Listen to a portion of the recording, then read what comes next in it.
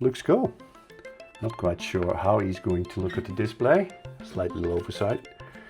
In this part we're not going to build anything. We're actually going to unpack our Dalek, the actual Dalek, the mutants.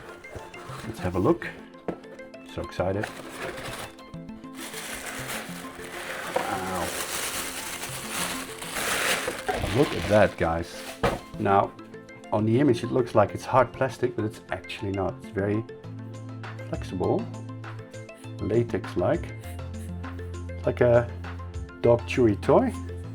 Alright, what do? We're just going to test fit by the looks of it. Okay. No. Not quite sure how he's going to look at the display, seeing that he's covering half of it, but yeah, slight little oversight. Maybe it's a touchscreen, I don't know.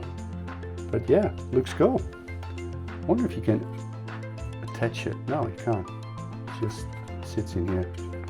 I guess when the model is finished we can use some double-sided tape to keep it in place. And I guess that's it for this part.